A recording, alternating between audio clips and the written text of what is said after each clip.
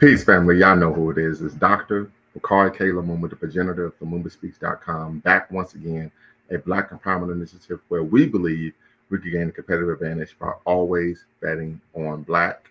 Back once again with a dual stream with Bequaline Network, the Pan African social media extraordinaire, and the home of African Center News and Information. Part three of our audacious 120 part series. That's correct, family. I said 120 part series. This is part three of a 120 part series, Pan African Leadership Series, past, present, and future, where we're going to be chronicling the life, legacy, and work of Duse Mohamed Ali. If you haven't already, make sure you hit the subscribe and like button. Thumbs up, thumbs up, thumbs up. Make sure that you hit the notification bell as well. As I stated before, and I will probably be saying ad nauseum on this broadcast, you're watching a dual stream of LumumbaSpeaks.com and Bequaline Network, the Pan African social media extraordinaire. This is part three, keyword part three of our 120 part series on 120 part Pan African Leadership Series, past, present, and future, where we're chronicling the life, legacy, and work of past Pan Africanists in order to make a better world for African people today. So if you're watching, make sure that you hit the subscribe and the like button, as well as the notification bell for updates on future videos.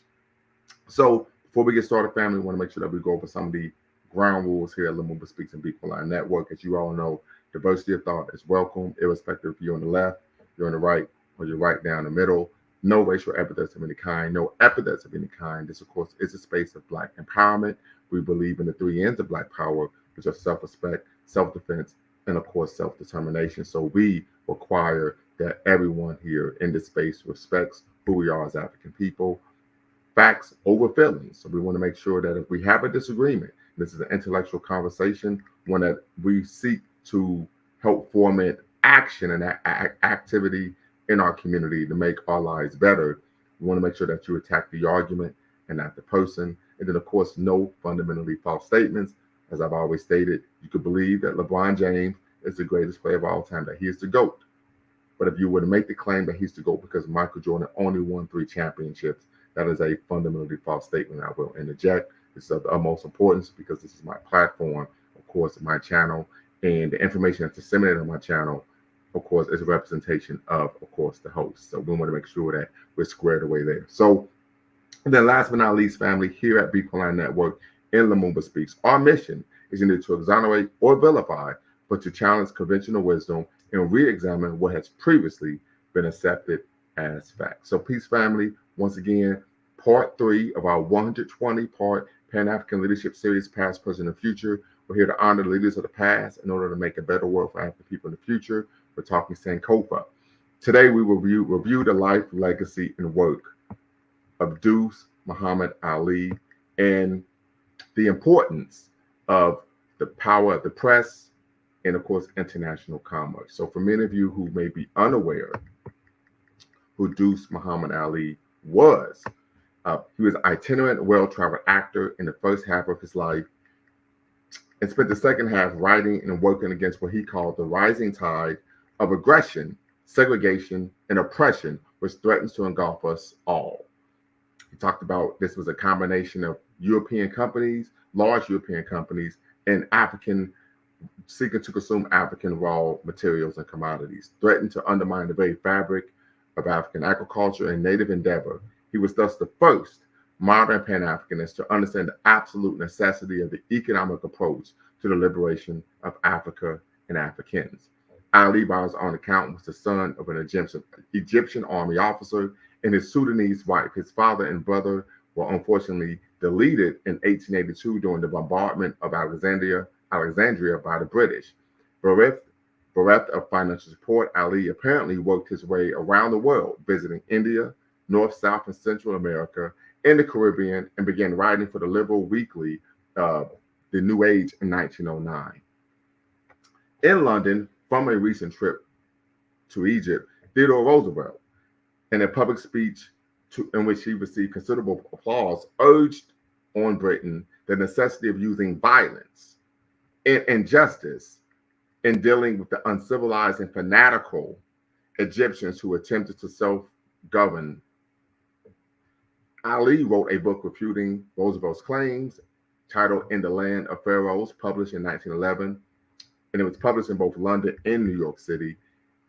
This book received critical acclaim for having been written by a real Egyptian with inside knowledge. Ali also wrote for the African Times and Orient Review, which had begun to appear in July of 1912. The African Times and Orient Review supported businesses and appealed to African Americans to enter into trading relationships with Africans in order to resist the exploitative European-African relationship of trade and commerce.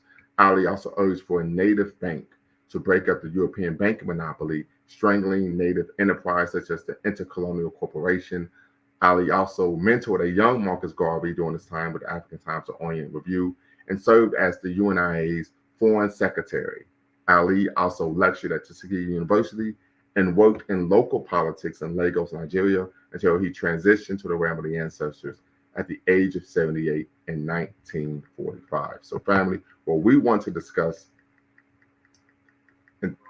this afternoon or evening, depending on where you are in the world, it may even be morning, is the importance of the press in international commerce and the liberation of African people. So I'm going to put the link in the chat. The link should be in the description. I'm going to put the link in the chat and we'll get this conversation started. And of course, the conversation we're looking to interrogate is the importance of the press and of course, international commerce. So tap in, be part of the conversation.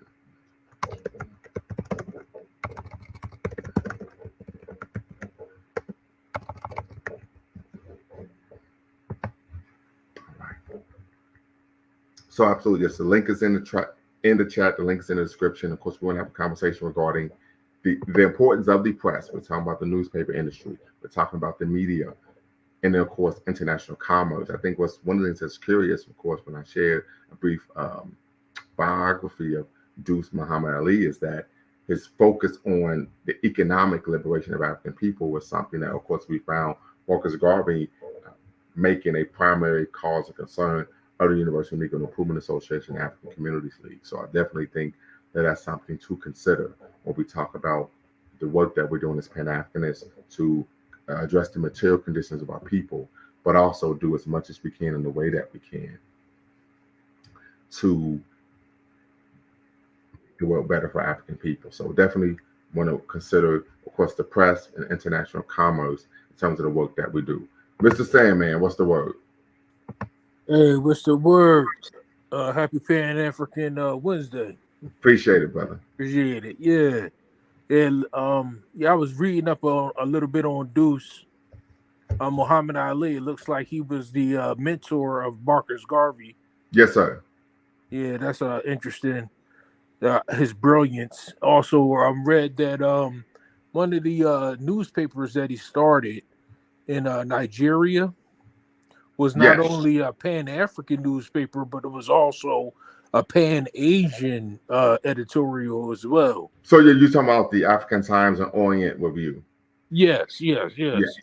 So this is way back in the early 1900s. So that means that China had like a footprint in West Africa way back then as well. Because no, they didn't have a footprint. The issue was at that time they were seeking to unite against colonialism, and so since the Orient was colonized as well, they were seeking to create an alliance between African and Asian people to fight against, of course, colonialism. Oh, okay. Yeah. So how did that work out? As far as the editorial, like it was presented in English, I presume, because but it was also written in Mandarin, or no. Oh, okay. It was written in English. Oh, okay. Yeah, I was just wondering how like the people in China could read that stuff if they're they're just laymen's and not like experience of multilinguistic, Yeah. So I was also reading that it says that Duse Muhammad Ali did some of his training or his education in England or London, England. Correct. Yeah, so this is way back in the mid to late 1800s, which were, in the United States, we were just getting out of the Civil War and slavery. So the British were that far beyond us in regards to like working with people of African descent as opposed to the United States. Well, it depends on how you want to look at that. Well, of course, Britain had the British Empire, and so what tends to happen is you have individuals who want to be educated, they find themselves traveling to the mother country. But there was segregation in the UK.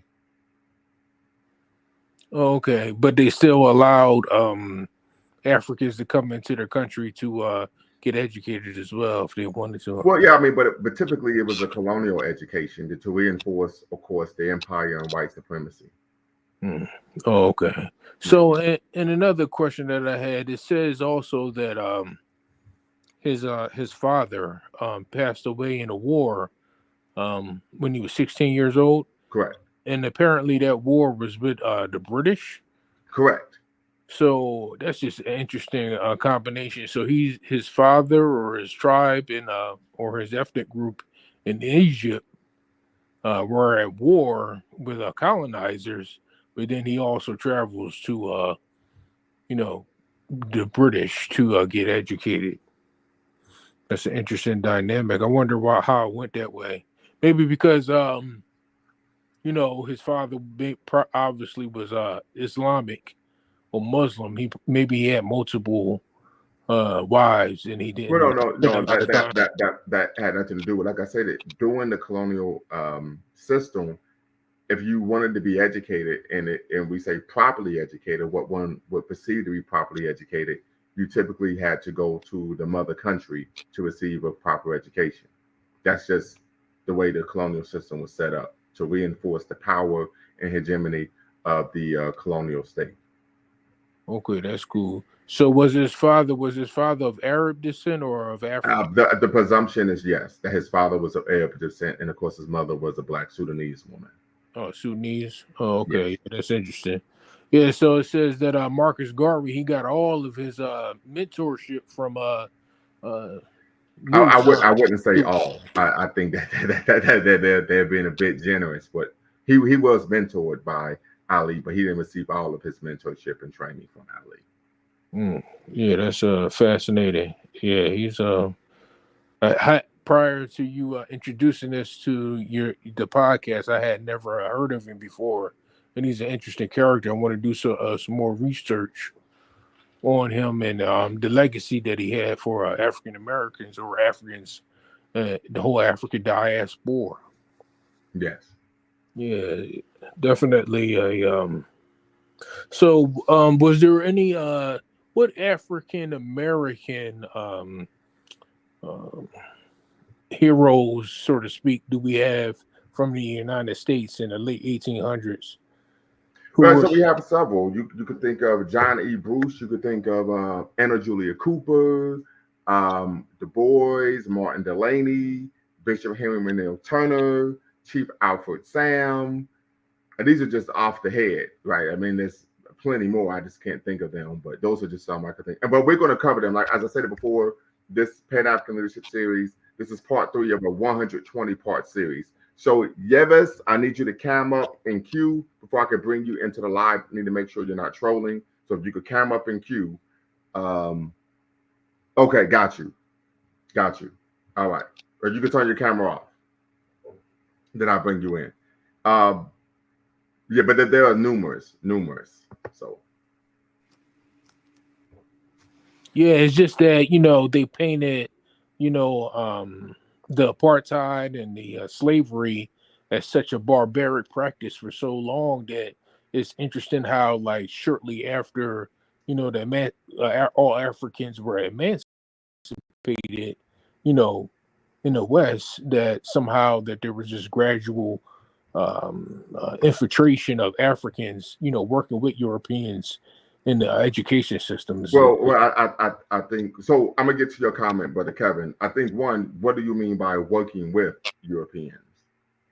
Like you said, like all of those heroes that you mentioned, I assume, like, or even Frederick Douglass, all of these people they went to like European institutions for their education, right? Well, Frederick Douglass was autodidactic, so he taught himself how to read and write, etc. He didn't actually receive a formal education that I can recall. The other issue is that the system of apartheid and chattel enslavement was barbaric, right? Right. Yeah. It absolutely was. But however, we also have to understand that, and W.E.B. Du Bois even talks about this in his book "Souls of Black Folk." That, and there's a chapter on it, John, where it talks about even under these dehumanizing and extremely discriminatory practices and apparatuses, their educational process, they will allow people to be educated, but the education was more so an indoctrination to reinforce the system of what anti-black oppression. Okay. So those people, they had to like overcome the indoctrination, Right. take it for what it is. Right. That's what, well, for example, that's what Dr. Carter G. Woodson talks about in his book, Miseducation of the Negro, which he wrote in 1933. Oh, okay. Yeah, that's cool. Mhm. Yeah, Yevis. Very quickly, Yevis, I'm going to read this comment that we can get you to tap in. So, according to the late Ian Duffield, who has done the most documentation research on Duse Muhammad Ali, to date, Deuce was under heavy surveillance by British intelligence. Yeah, absolutely, yes. Information I was able to review talked about he was under surveillance and he was viewed by the British as a notorious disseminator of sedition. So you're absolutely right there, brother. Yeah, let's go right ahead. Brother Lumumba, first of all, my name is Eve. Um, Okay, I that's apologize. the no problem, no problem. It's the French way. S is silent on the end, but you could use that as a tip if you ever got to pick up a young lady, some Yves Saint Laurent or Got you. YSL, whatever they want to call it nowadays. But not here to talk about capitalist musings and materialism, but first, thank you for letting me come up and talk to you. And the topic is so necessary, especially considering what people have kind of experienced the past 24 hours and with this election and everything, and the time to review and understand uh, the underpinnings of what is happening in our society and this cyclical thing that keeps happening to us where we just can't accept the fact that this is not our country. I'm a Pan-Africanist. I'm not a Pan-Africanist. I didn't start out that way. I don't um think most of us don't. true. I I've done pretty well in life in the sense of, I ran a boutique interactive agency here in New York City. My company was the preferred developers for Universal Music Group and the like. And I cannot tell you how radicalized I've become in the last 2 years, Mm. just from just from the clarity just being kind of cleared by not only with what's going on in the world, but what recently has happened in Haiti. I'm Haitian. You can tell by the French Like, first stop name. passe. My boulet, my boulet. Hey, so just very quickly, brother, and people get on me about cutting people off, but Okay. I've stated this ad nauseum here on the platform that I pedestalize Haitian people. I view them as the greatest African people in the world because of what you all were able to accomplish beginning in August of 1791, due Right. to the leadership of Duty Bookman, Cecil Fateman, and of course Toussaint Louverture, Jean Jacques Dessalines, so on and so forth. So I just want to let you all know that I think highly, extremely highly of our brothers and sisters from Haiti. Oh no, I appreciate that. I am the descendant of Timogen Darbouze. He was they called him the warden of the South. Um, our family's revolutionary background goes all the way back to him, and he was a reluctant warrior. He didn't he liked being on the plantation, but they chose him because he could read books and he was taught to be a surveyor, so he can use the equipment to kind of measure, and guess what that was good for? That was good for aiming cannonballs.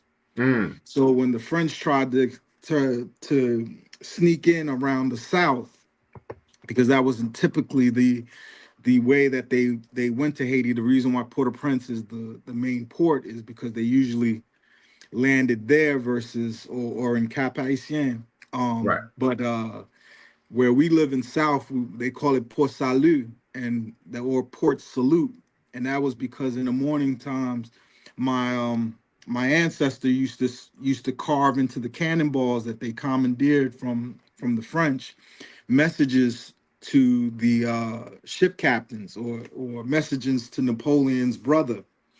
And there's some still people there in Haiti right now in Port Salut who still have those cannonballs. And one of the things, being raised here in Brooklyn, New York, you don't really get these stories, and they're very matter of fact to your parents. But it changed me as a person. Part of it was, going to Haiti and seeing my family's town.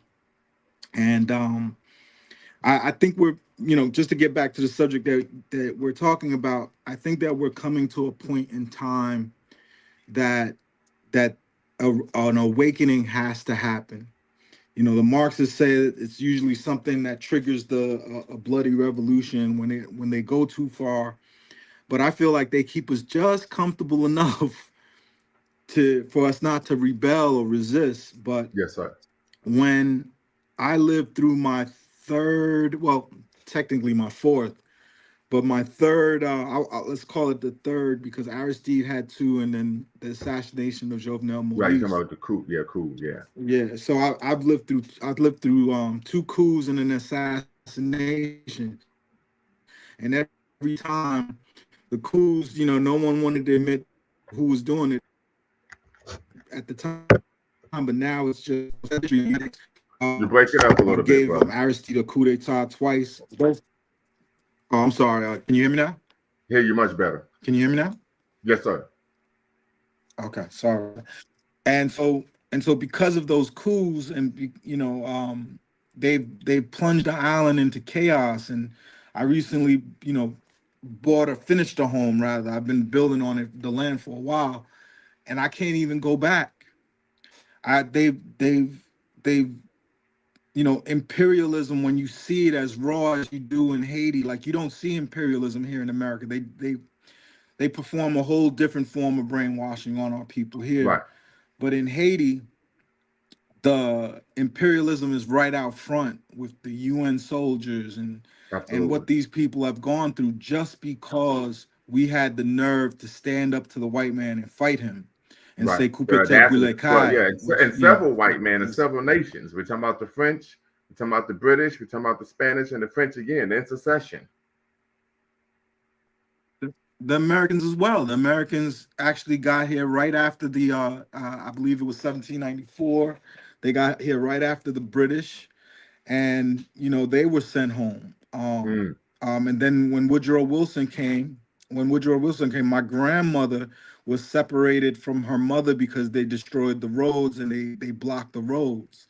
So my grandmother was stuck in a shore town called Dan Marie, and her mother was in Port-au-Prince. And because of that war, or because of that occupation, but she talked about, they to this in her time they called them neg Maon, or I guess the literal uh, translation is maroon Negroes.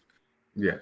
But neg Maon uh, uh, was what they were calling themselves as they fought the occupation and eventually got them to leave. Not before Citibank had them steal all of the proceeds and all of the gold in the banks Yeah, in I'm Haiti, familiar. I'm familiar. further Yeah. plunging us into what poverty and everything Right. else. But May I right ask? when things were getting good, uh, Yes, I'll just finish this point. But right when things were getting good in the island, and they just recently found that iridium mine. The Haitian president Jovenel Moise, who of course was assassinated, he he was talking about all of the good he would be able to do in the country on the radio in a radio interview. And I looked at my wife and I said, "Oh, they're gonna." Oh, he's talking about sharing the resources. And 6 months later, he was killed. I Right. said he was gonna get a coup d'état because that's what I was used to. But 6 months later, he's killed, and they want us to believe that we did it. That the one guy that got arrested and has been sentenced, he was an FBI informant, and this is just too much. It's just gone too far, and the only way that Haiti would ever be able to stand up to America is if Africa was right.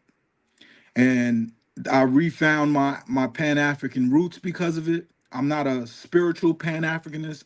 I'm a believer that in order for Africa to be free and for true Black liberation to happen, we have to elevate Africa into a functioning Pan-African state. We have to build a military that is strong enough to be able to make the Americans think twice before they attack us, which is their nature, is what they're going to do no matter what. Right. And I took my expertise. I've been a software engineer and what's called an agile product manager for the past 20 years of my life. And I look at people like yourself who are academics as heroes, as the people that we don't even tap into your superpowers enough. And so what I did was, in the same format that I build, large scale applications. And matter of fact, it was when I was working on not on a Web3 project that is a lot like Decentraland. I don't know if you've ever heard of that one. That's one of the more famous ones. But I built that thing, and they sold out of, and would eventually would become $42 million for buying virtual real estate. And when I saw that, and I saw how what was the value proposition posed to them, I decided that I would use my professional skill set to write a book. And I wrote a book called Leave. And basically the book is not a question of justifying Pan-Africanism. All of the greats have done it. Shoot, you've done it. I've listened to your show and listened to you talk about Pan-Africanism to make the moral and the academic argument for it. I don't make an argument for it in my book. I wrote a book on how the pragmatic steps to feasibly build a Pan-African nation, to fund it, to structure it, and to give the African leaders the proper wisdom, or what we call what's in it for me, to take part in it. And I say all of that to say that was a very long-winded way of me saying that I'd love to send you a copy of my book, and would love to figure out a way to create that correspondence, because I think what I've written in this book um, is a true potential technical solution that can make a Pan-African state a possibility. And if that was ever to happen, I'd love the idea is to get Haiti, Jamaica, Cuba. Uh, Obviously, the Monroe Doctrine will give us some resistance on that, but Right. to get those to be able to make those places safe again, to be able to be prosperous, and to do what Malcolm X said is, until Africa is not right, none of us will be right. And so I believe that's the beginning. And I believe the way to free my little island and make it safe and make it where I can go home and see my farm and be on my land, um, is if I start working with other like-minded individuals to create solutions in every professional, every different profession. We should all be plotting and planning on how we could create a place, a nation, not necessarily a nation, a state, because I believe nations are cultures, are languages, and what we want to do is to create a Pan-African state made up of these member nations, with one currency, with one military, and but several different rules of law, allowing them to still have autonomy within their borders, but opening the borders and opening trade, and helping Africa become reach its potential. I think that's important for our future, and I think this election tells us that. This election is a reminder that this is a white Christian ethno state. Yeah, And I just wanted to ask real quick though, mhm, if you don't mind. sure. I just wanted to ask Eve, the panelist, brother Eve, um, just a quick question. How what is it about the land or the geography on the island of Haiti, or I guess it's a peninsula because it's connected to the Dominican Republic? What No, it's made an it so island. difficult? It's one It's big island. one big island, okay. What made it so difficult for the colonial powers to invade that area? What geography wise? What Why couldn't they infiltrate? Because Well, like for the big instance, part. like for instance in America they had the Civil War. I mean not the Civil War, but they had the Revolutionary War, and when the British tried to attack the Americans or the colonial people, they practiced guerrilla warfare, Mhm. while the British, they just had their traditional muskets and march in unison and things of that nature. Like how did the Haitians do that? So Haiti is very mountainous. Okay. Not where my family is from. My family's from a beach area, which is very flat. But even in the beach areas, right behind them, it's very mountainous. And so not only do you have to get used to the climbing of it, but you have to get used to the air quality. And these were the French, were different than the Americans. The French didn't really breed their slaves. Americans, mated their slaves. They picked them, put them together. They had a breeding operation where in Haiti, it was so brutal that they had to cycle in more people every 2 or 3 years. And Absolutely, yeah. The average life expectancy of a African enslaved African on a sugar plantation was only 7 years. correct, correct. And with Haiti and the Haitian revolution, the understated part of it was that it was a very Pan African army. There was three different factions in Haiti of different armies led by different commanders, but some of those slaves came from Grenada, some of those slaves came from Trinidad, some of those slaves came from Jamaica. Like you mentioned, Dutty Bookman, who was Jamaican, and because of that, they all came with different skill sets. Some were fishermen, some knew how to cut out hollow out a tree and put it afloat, and they would attack in these hollowed out trees. They would attack and do raids on the French ships. So not only did they make it very, very uncomfortable for them, but the type of warfare that they were fighting, this is not the warfare that was fought in Europe and further. And so a lot of that unconventionalness, or the unconventional nature of the war they fought, they were able to defeat the French. But lastly, it's very important for you to know that Toussaint Louverture was probably a military genius. Different books tell different stories about him, obviously. But if you even the name Louverture, it means that he was the one that was when there was no way, he was the one that could find the way. And the he fought a brutal warfare as he was taught as a soldier of in the French army, and he took what they taught him in his tactical genius. He was able to just straight up fight them and beat them.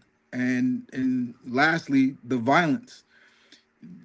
Franz Fanon obviously is famous for saying that to fully decolonize the African mind or the oppressed mind, you have to be willing to do violence to your oppressor.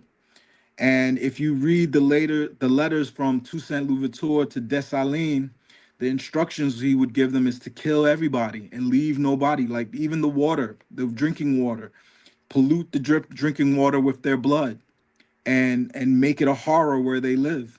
I'm not translating it all of the French very well, but it basically that was the gist of it.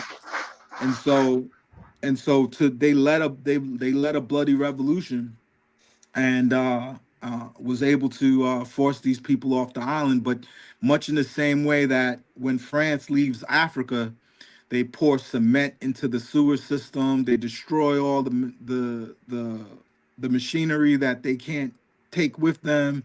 They destroy the facilities. They did a lot of the same things to the Haitian island when the French was leaving.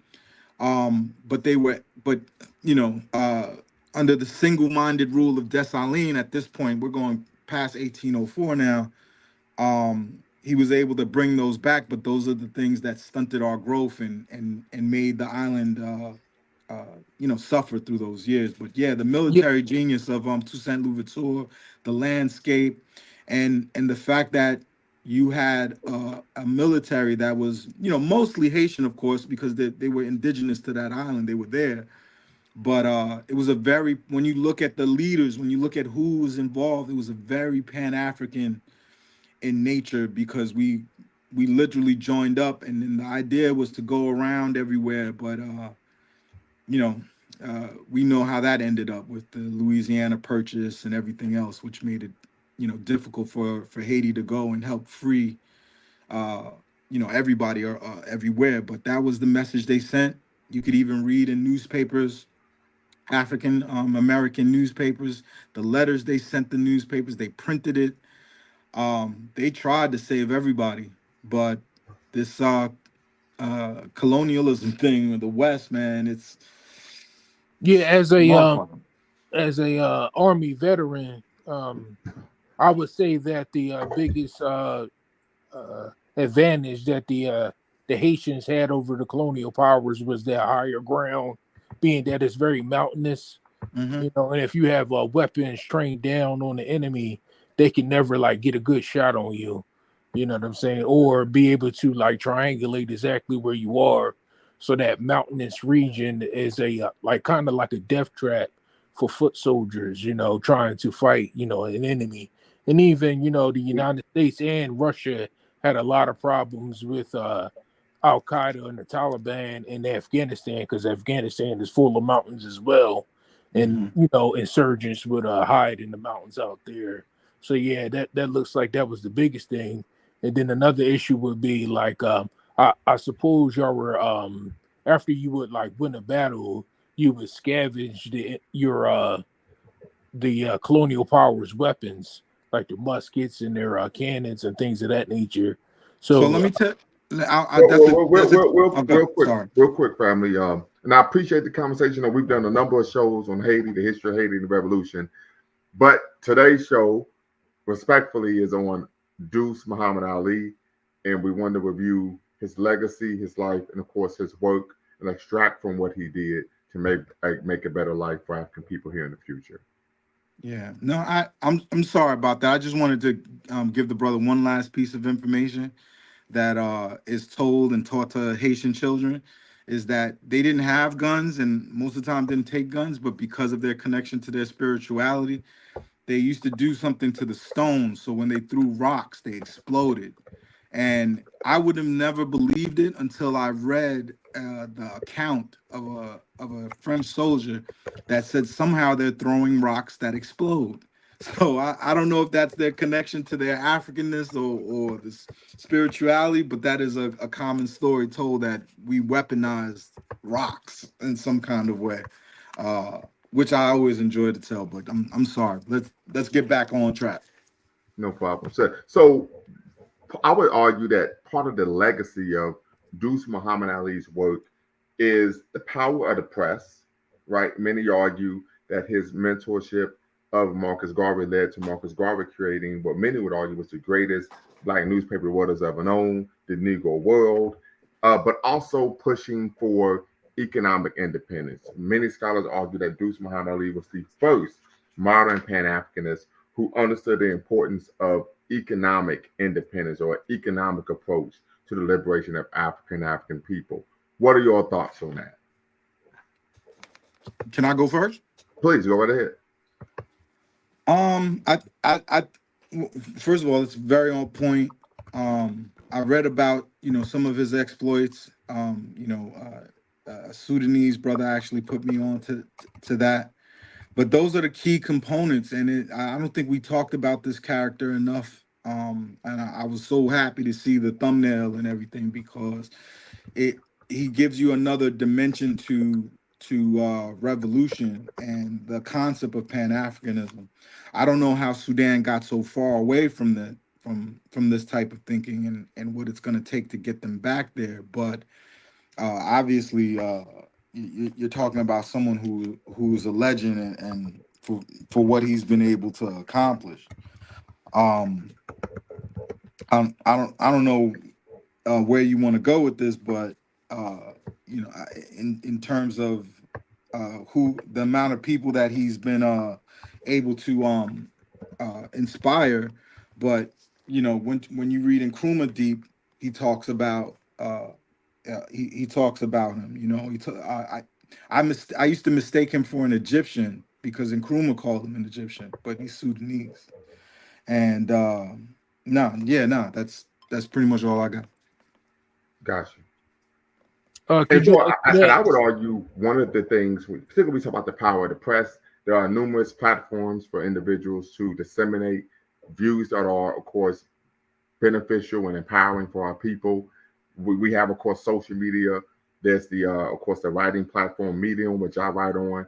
The brother Eve said that he's published the book. You could self-publish now. You could partner with Amazon. So there are a number of ways in which we could utilize the power of the press. And we still have black newspapers. One of the oldest black newspapers that are still in existence today is the Chicago Defender.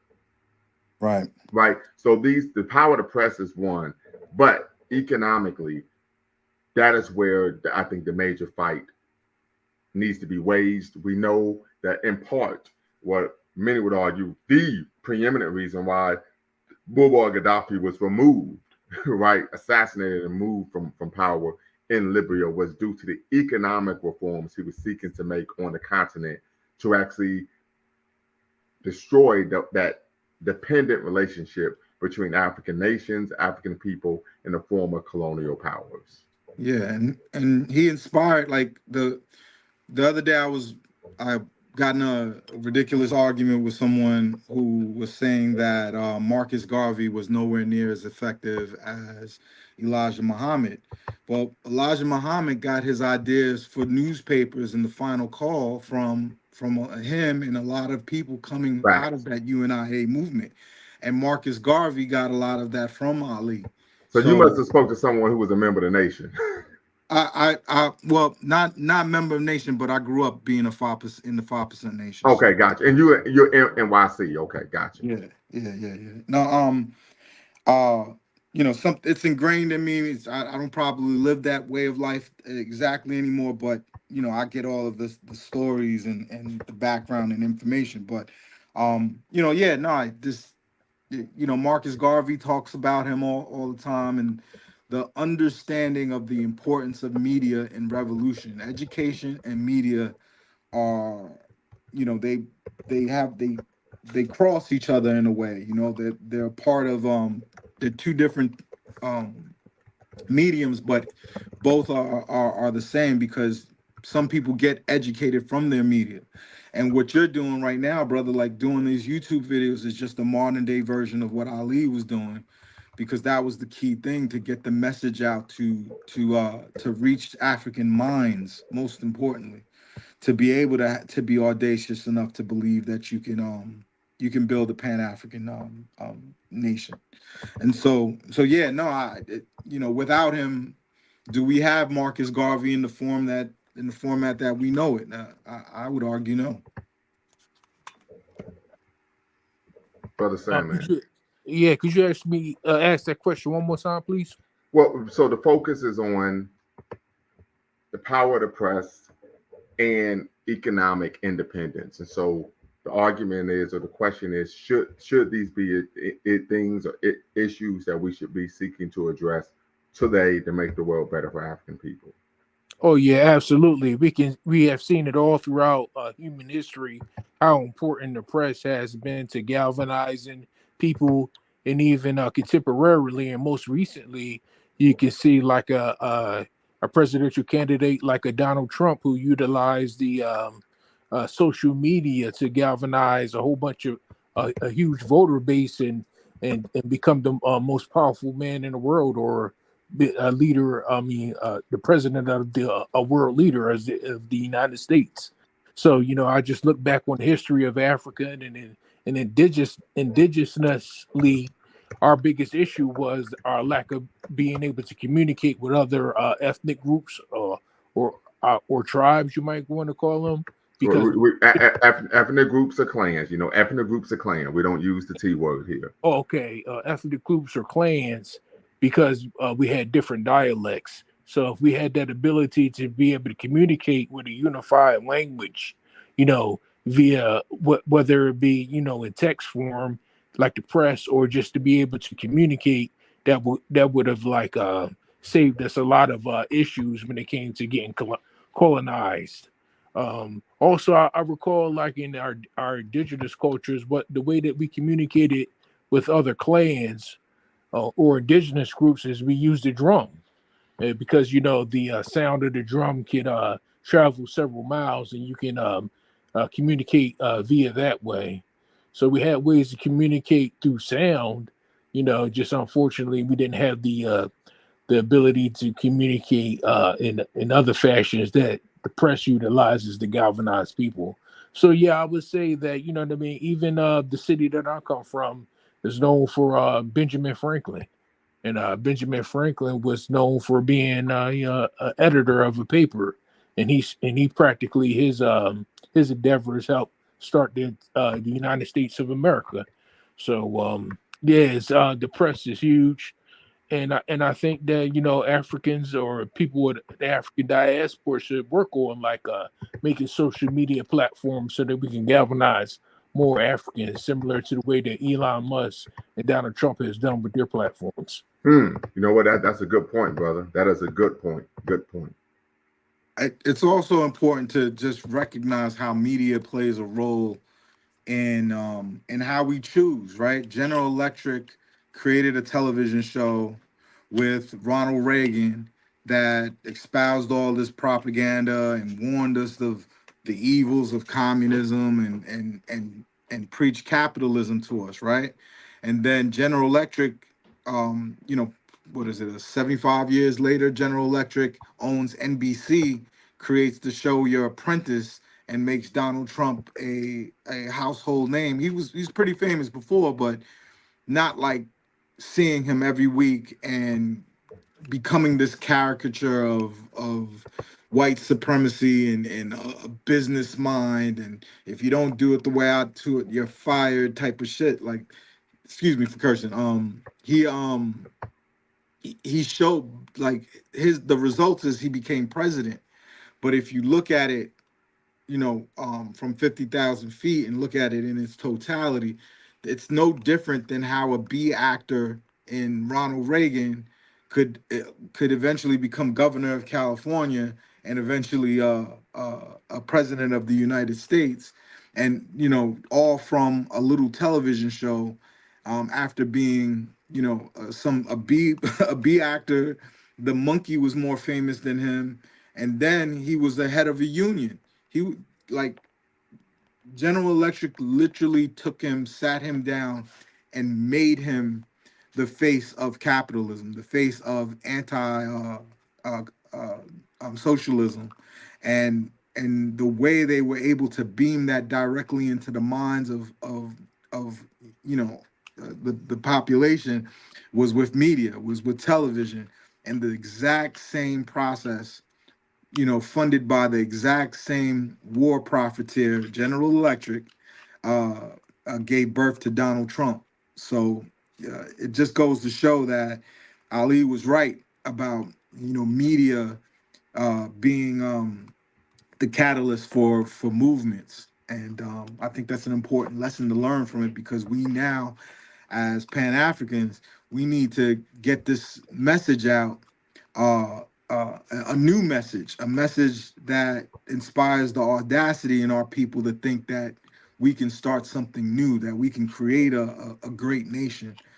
and get out of the fog that's been, put put on us through propaganda, television, media, social media, and everything else. So yeah, no, I think that's an important thing to draw from, and just understanding the power of media, and what role it plays in revolutions. Very much. Now, when you first came on, you stated that the election should be an eye opener that this isn't our country, right? And another great Pan Africanist from the Caribbean, Marcus Messiah Garvey, the great and honorable Marcus Messiah Garvey, also stated that. He stated that this isn't our country. They're never going to share power with you, and that we have to, of course, create a great, free, and redeemed Africa in order for us to be respected throughout the world. Yeah. 100%. Brother Kevin, Brother Kevin Sorry. says Malcolm X gave a great statement on how the power of the Western media can turn a hero into a villain and vice versa in the eyes of the general population, like the flick of a switch. Yes, Malcolm X stated that the media is very powerful because they have the power to make the innocent seem guilty and the guilty be seen as innocent. And a good movie that really highlights this was the musical Chicago. It was turned into a movie. It came out maybe about 23 some years ago when I graduated high school. But the movie Chicago, starring Richard Gere, who of course was the lead male protagonist in the movie Pretty Woman. But it kind of plays on that, these people are on trial in Chicago, but the way the media painted them led to them, of course, decided who was exonerated, who was ultimately found guilty in that case. Yeah, this reminds me of a discussion I had with another African, another brother before. They were saying that such and such rapper, he's a billionaire now, 100 millionaire. He's untouchable. Nobody can stop him. I said, you know who can stop him? They said who? I said the media. And you can see it right now. Like, look what the media is doing to Puff Daddy. I mean, yeah, he might be guilty of the crimes, Right. but it was the But media. he's being put on trial in the media, right, in the court of public opinion. And a good example, and I'm glad you brought that up, because he may be guilty. I would hope that the claims they're making aren't true, because we've heard some things that, quite frankly, I don't even want to repeat on the platform. But it makes you think about Hugh Hefner, who was engaging in the same type of behavior, at least in terms of orgies, being with much younger women, having several women living with him on his palatial estate, and no one took issue with it. Brother Lumumba, let me share something with you. I have worked for Bad Boy Records, Combs Enterprises, Sean John since 1997. I helped build the very first Bad Boy Online and started my interactive agency Plot Dev in 2000. After that, I built the very first Sean John website. Helped usher in the first time they made 450 million in revenue. I was there in those offices every Wednesday, and then sometime later they changed it to Thursday for their marketing meetings. I helped work on Diddy Runs the City, Vote. I was the interactive creative director for Vote or Die. I've been in those spaces, and I've been to the events in a working capacity, in the sense of these events were corporate sponsored. There was never a white party in the Hamptons that wasn't sponsored by Moet or Calvin Klein or something else. So we're talking about aiding and abetting. If what is being alleged is true, then we're talking about aiding and abetting. Absolutely, and also a culture that didn't start with him. He was an intern at Uptown Records, and I'm not trying to defend him or anything like that, but I'm just giving. Yeah, and I'm familiar with his history at Uptown. Yeah, so yeah, he worked there as an I'm a hip hop intern. head, so Yeah, he worked up there as an intern. He did the A&R for both Jodeci, Mary J. Blige, and that whole, when before that, if you remember, R&B was R&B and hip hop was hip hop. He kind of made and dressed Jodeci the way hip hop artists dressed, and Mary was the hip hop queen of soul. But the bigger point I wanted to make was I was around to see Clive Davis be his mentor.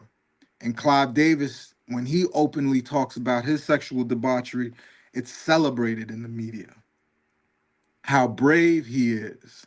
And in his own book, he talks about the company of other men. And then there's another character that in working for Puff, I was exposed to, not close, but watching from afar what was going down, is Tommy Mottola. I remember when he punched Mariah Carey and she went on an award show with makeup on, but you could still see she had a black eye. This is a violent and horrible industry that a lot of people are doing things that now they could become profitable, by telling all or giving the information. But if you knew all these people, you would see that no human being is just one thing. Right now, everything is about this man's sexuality. But the thing that I used to see and always amazed me every week that I was in the office is just waiting to be buzzed back in the reception area, was that in that reception area was all of his kids, Quincy and Chris and all them boys. Like I remember seeing them in their private school clothes, and Quincy's not even his biological son. That's Albie Shore's son. Yeah, I'm familiar. And now after raising these kids, the only I trust their loyalty to their father more than I trust in any media report, because I know the media will turn you into a villain. And a lot of times that villainization is that you dare to challenge these corporate infrastructures. Remember, he was suing Diageo for cheating him out of the next Yes, liquor brand that he I'm was familiar. bringing. I'm familiar. And Yeah. that's a good point. That's a good point when we talk about the economic focus, right?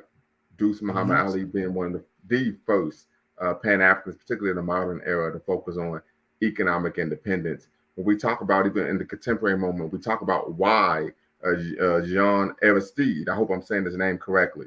Jean Bertrand, yes. Jean Bertrand Aristide, why there were two coups to remove him from office. The first, of course, was both were U.S. backed coups, right? Correct. From what I've read, and of course you could tap in here, was the reason was his unwillingness to be a lapdog for American corporations. I just had to step out. Thank you for allowing me on the platform. No problem. No Appreciate you, problem. brother, as always. So is that accurate?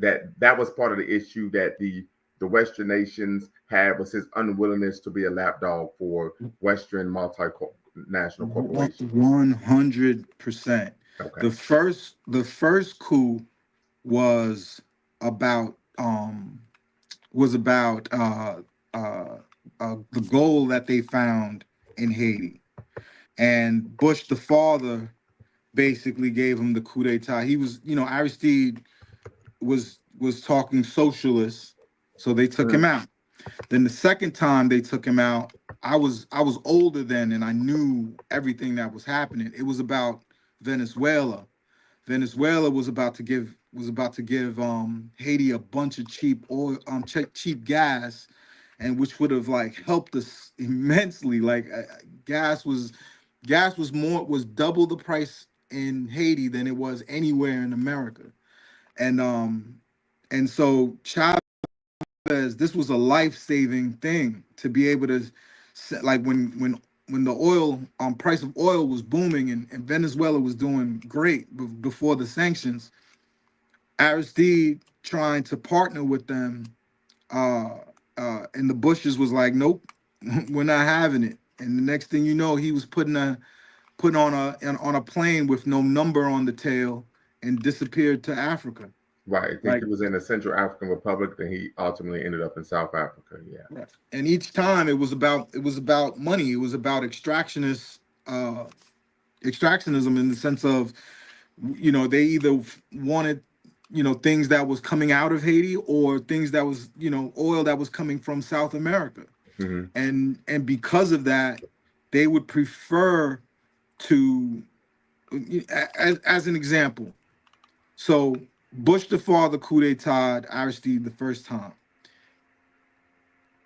Clinton was the one to put him back in, But in order for Clinton to put him back in, Aristide had to agree on importing rice and sugar from Arkansas. Do, do you understand how I understand. I despicable? know. So I know the history, so I definitely understand. And part of the U.S. occupation of Haiti between 1915 and 1934, so I'm quite sure you're familiar with that, the Western world tried to call or sought to call benevolent colonialism, and colonialism isn't benevolent in any shape or form, Never. was to, of course, restructure the Haitian economy to where they would be dependent on U.S. imports, Right. right? So they would be importing more than they were exporting. So I am familiar.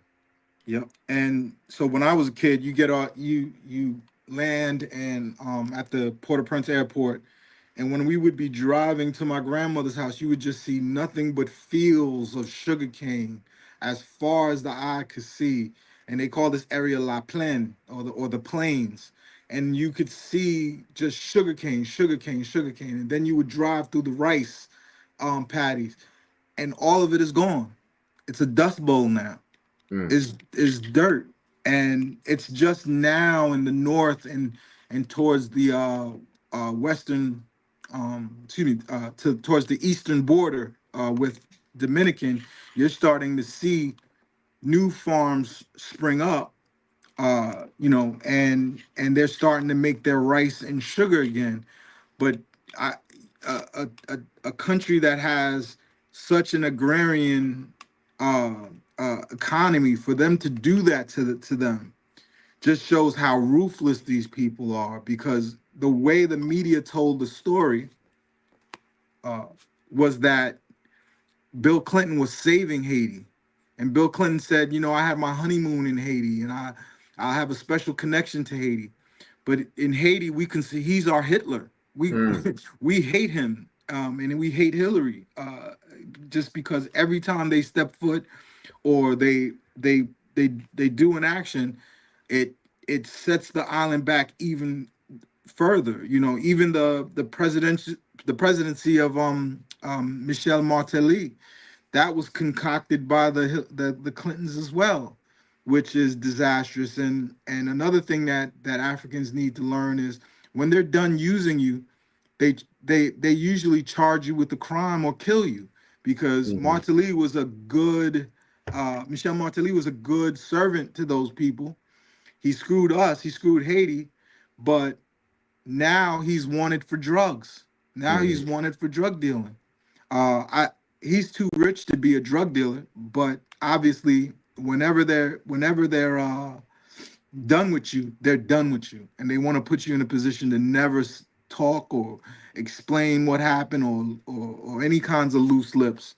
But if you want clear examples of imperialism, you you need to just go off a few hundred miles off the tip of Florida, and look at Haiti, and see like the job that they've done there. And what's Absolutely. happening now is even more despicable. Even the 10 families that own everything in Haiti, these Lebanese and Syrian and uh, other uh, Middle Eastern people that was brought on the island during its occupation. And these people and their families have been set up to be the oligarchs in the island. And whenever they have a problem, what do? They go to Washington. They testify against Congress. They testify in front of Congress. And what does Congress do? It gives them weapons. It gives them secret arms. It gives them other things so that they can maintain the power, and control what's happening in Haiti. Haiti, like the CEO of Digicel is not a West Indian. That it should be, because it's in the West Indies, and the presidents pick who gets that contract for the spectrum, for cellular. And of course, it's a Scottish guy that's doing it. Right. Imperialism is alive and well, and you can see it very, very clearly right from Haiti. So how could we feasibly address some of these issues? You know what? It's incredible. I think my mother is a brilliant woman. She's an educator and academic like yourself, and she you know, she doesn't have an answer. It you have to be able to stand up to this place, to the United States. You have to be able to counter them in some kind of way, because what they're going to do is, and you know, all of the so Haiti's such a small island that if you are in an affluent family, you know other affluent families. And even the guy that was like they set up as the patsy to make it look like he was coming to give Aristide a coup d'etat, a guy named Guy Philippe, this guy is a friend of our family, and he was armed and suited, like, because you see these guys and all of a sudden they've got these fresh fatigues on. Who's making these fatigues? Who's making this? Who's suiting these guys up? Hmm. And why are they in the Dominican Republic getting armed? You understand what I'm saying? It's like their methodology never changes. It's always the same thing they did to Nkrumah, the same thing they did to your namesake Lumumba. All of it is always starts with a betrayal by a close friend, who gets plied with money and power and whatever they desire, and then and then they have some kind of patsy who plays the role of the one that has to do the crime, and then in the void gets filled in by whoever the Americans choose, and that seems to be happening now. Like the guy who's in charge, Gary Conille, I believe that's the way he pronounces his name. You know, he hasn't lived in Haiti in years. He's an American. Mm. He's, you know, he's like me. He's diaspora, as they say, and What does that mean? diaspora. Okay. Yeah, it's just the way we creolize it, you know, diaspora.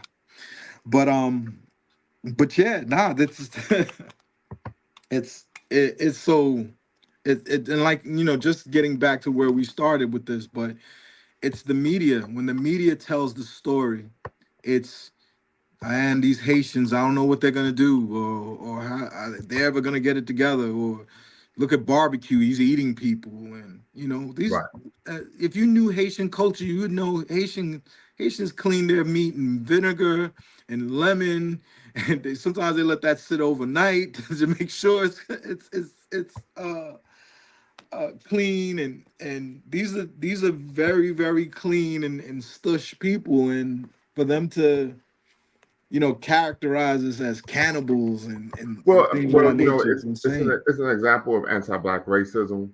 You know, I was having this Absolutely. conversation with my parents, and my you know, because I'm here in Ohio, and you may be familiar with the situation that was taking place in Springfield, Ohio, where they were claiming that our brothers and sisters from Haiti were eating cats and dogs. Right. Right. And so my mother said, "What is the same? The claims they're making about Haitian people are the same things they say about African Americans, Mhm. right?" So understanding that this is the nature of anti-black racism, that is not only to discriminate, but also to dehumanize and create a psychological apparatus in which the people believe via the media that our mere existence or even proximity to, of course, America, and then of course Americans, and by Americans we mean white people, is what is a detriment to the forward progression of the civil society. So understanding that, I think, is important when we talk about the ubiquitous and omnipresent and intransigent nature of anti-blackness. Right. Right. And the truth isn't, it doesn't matter. It's what who controls the images control the people. Right. And that's the insane thing, because now look who's the this, it's not white people who are the squeakiest wheel calling Haitians, um you know, people who eat cats and dogs. But you know, so many times I've been in like in forums where there are the FBA, ADOS folks, and they they they're the ones, you know, once that energy is in them, now that energy, that lie that the media told is in them, the damage is really being done by us. Well, You know, the so I police. would say this about that. Then we will, of course, get back on topic. That when we talk about FBA ADOS, a lot of that is one, these individuals are intellectually lazy, intellectually indolent. It's the anti-intellectual movement. The other aspect is what we're seeing. This is a very vile and prominent form of anti-Africanity. So one of the aspects of these movements is the goal. Part of the goal is to engage in a very visceral form of self-abnegation, where one is seeking to distance themselves from anything that's considered African, culturally, historically, etc. Right. So that's part of that. The other issue is there's an advocacy of proximity to white people and concepts of whiteness. That if we somehow adopt the worldview of white people, then somehow we can insulate ourselves from anti-black racism. We would like to call this concept of you can't beat them, join them. Right. So it's unfortunate. These are individuals who I would argue are, as Malcolm may say, thoroughly brainwashed. If you ever read the book Uncle Tom's Cabin, Uncle Tom in the book was someone who's courageous, but the issue, his fallback or his Achilles heel, as some would say, was his inability to differentiate what was in his best interest from what was in the best interest of white people. Correct. This is actually in the book. If you read the book, I actually have it behind me. Oh, you know what? Look at it. Look at us now. Here's the text here. Uncle Tom's Cabin by Harriet Beecher Stowe. So if you think I'm capping, if you think I haven't read the book, I got it right here, family. Uncle Tom's Cabin by Harriet Beecher Stowe. I'm sorry. So just want to, of course, make everyone aware of that. Also, very quickly, Snapshot Review says they have a fear of Haiti because the symbol and what they achieved. Absolutely. And if you all haven't, make sure you follow me on Medium. I've written a number of articles regarding Pan-Africanism, but also on Haiti. So I'm going to actually put my link, the link to my profile on Medium in the chat, and just go ahead, go on to Medium if you haven't already, and just follow me on Medium. You don't have to pay, but just follow me on Medium. It would be greatly appreciated.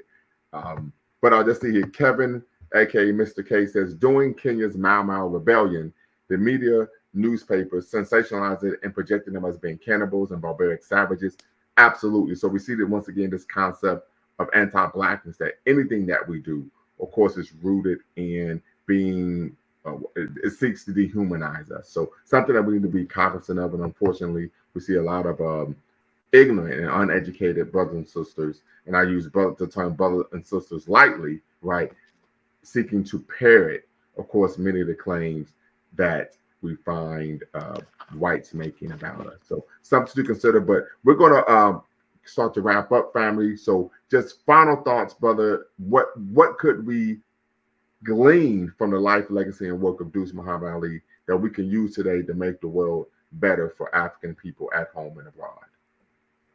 No, I think it's I think you picked a beautiful person to just, because tapping into the source is so important. And I wish I had my I just turned. I wasn't sure if you wanted me to turn my camera on or not, but I wanted to show you I'm a real person into your audience as well. Like the goofy picture I use is for sports conversations, but nonetheless, the important thing is the importance of media and the importance of what we're doing right now. If it's 100 people, 1 million people, 2,000 people, the key thing is that this information has to get out. I am a fan of yours. I've been a subscriber of your channel for a while. I've commented, and I even dropped in one time, a long time for short, but because I'm kind of shy with this type of stuff. But okay, well, we hope you come back more often, brother. We need more brothers and sisters who are going to come in and be able to actually educate us on the issues that's taking place. We know we don't get the real information from the mainstream media, so being able to come here and have those courageous conversations, but also stimulating and knowledge and conversations that actually educate us about what's truly going on is greatly appreciated. No, man, the platform is appreciated, brother Lumumba. Just a quick question before you go. Yes, sir. Obviously that's it's your name. It's on things you publish, but how did you go? How did the last name Lumumba come about? Are you related, or is that a? I appreciate the question, brother. Haven't been asked that in quite some time. So I would say ideologically, I'm related to the late great Patrice Emery Lumumba, but there isn't a blood relation. So I'm not someone who will go around saying I'm a descendant of Patrice Lumumba. Not the case. I changed my name 16 years ago. 16 years ago, I changed my name. As you know, I wanted to rid myself of some of the shackles of course, cultural colonialism and slavery. And so I felt that it was improper for me to have the name that I had. And so I changed my name first, middle, and last. My children, of course, have my last name. And my son, when he was 6 years old, he's 17 now, he stated to me, I'm proud of you that you changed your name and I had the last name Lumumba. And I said, why? He says, because if you didn't, I would have a slave name. Wow. And he was 6 at the time. So I give thanks just to the ancestors for having the courage to make that decision. And a lot of times when I'm going through life and I'm struggling with something, I always state, to the ancestors, give me the courage that you all had, right, to fight under much more severe conditions, right, and still be victorious. So once again, brother, and this is no cap, because I think this is important. In my dissertation, because I just defended 2 months ago, right, Congratulations, by the way. I appreciate it. I specifically mentioned the Haitian Revolution, right, in my acknowledgement. So I'm gonna pull this up, and I'm actually gonna share my screen because I want you all to see this, so you all know that I'm not capping. So let's see here. Scroll to the top, then I'm gonna share my screen for you all to see this. Okay, here we go. Let's go share screen. Boom.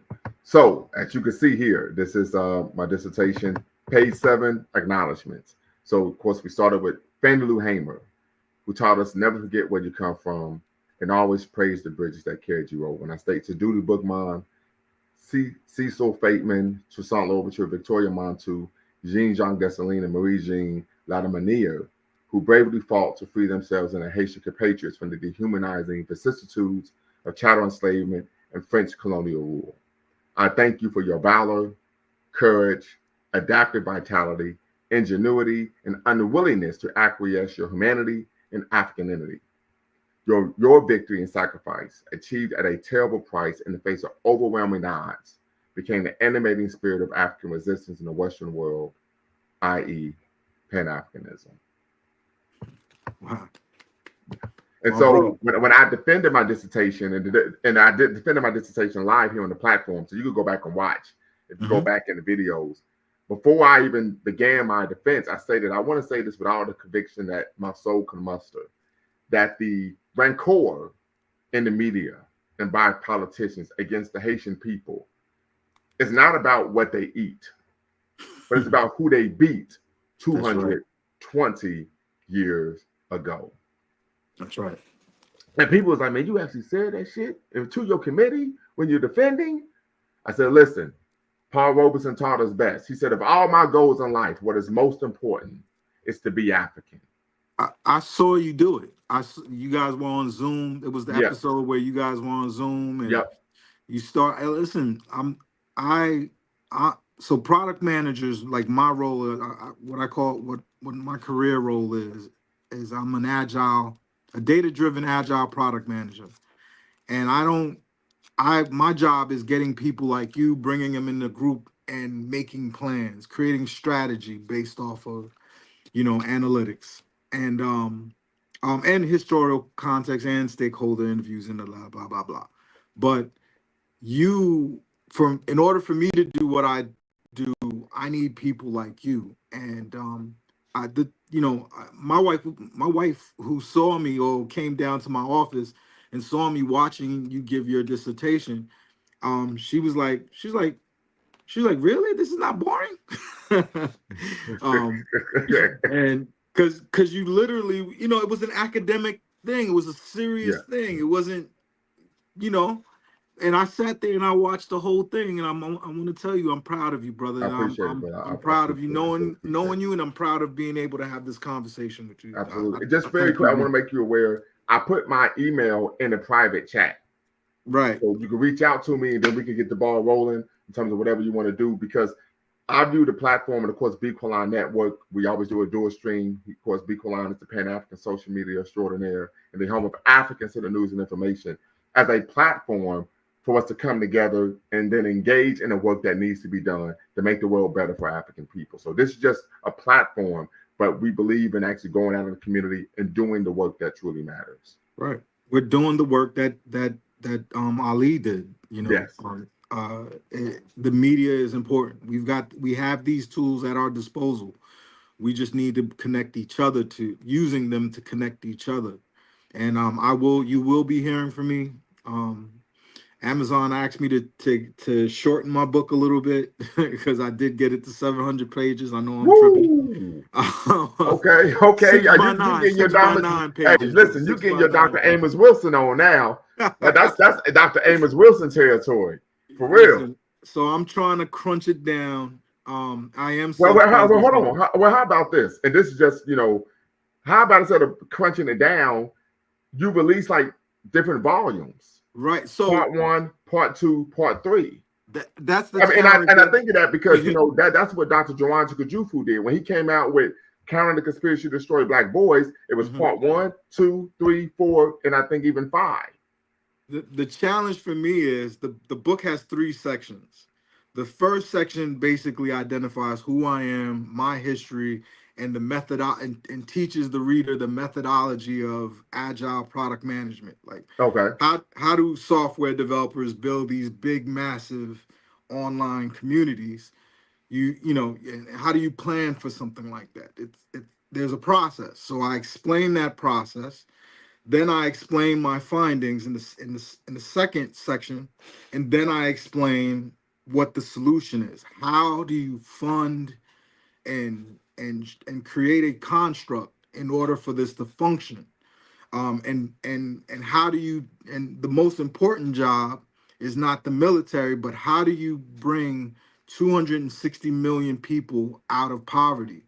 And there's plenty of examples of it. China brought 800 million people out of poverty.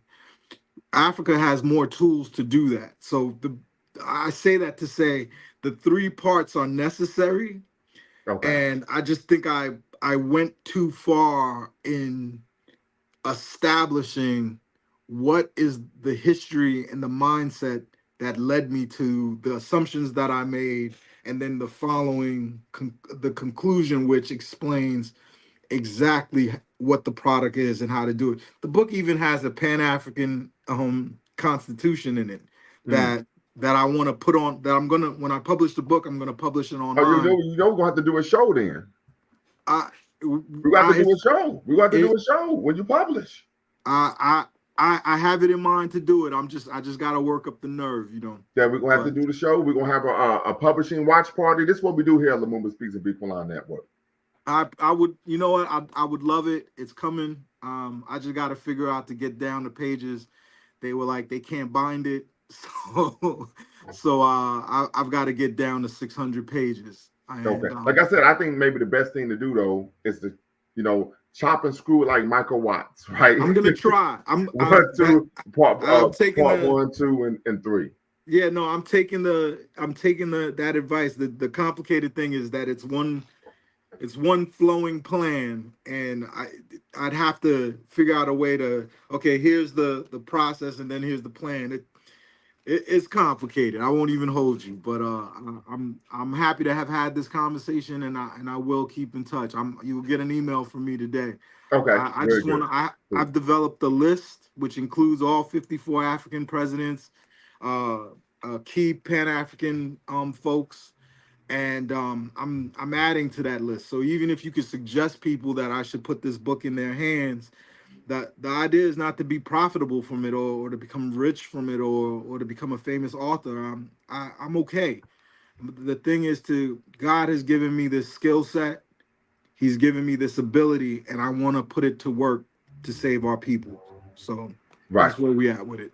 Okay, very good. And just very quickly, shout out to Zongo Native. Appreciate you, brother. Friday, we'll have part 4 of our audacious Pan-African Leadership Series, Past, Present, and Future, where we're going to be chronicling the life, legacy, and work of Yaa Asantewaa, the last queen of the Asante Empire, in what is now known as Ghana, West Africa. So once again, family, Friday, part 4 of our 120 part, right? We're going to be chronicling 120 Pan-Africanists, right? So part 4 of our Pan-African Leadership Series, Past, Present, and Future. Part 4 coming up this Friday, where we'll be chronicling the life, legacy, and work of Yah Asantewaa. Until next time, family, y'all know what to do. Always bet on Black. Peace.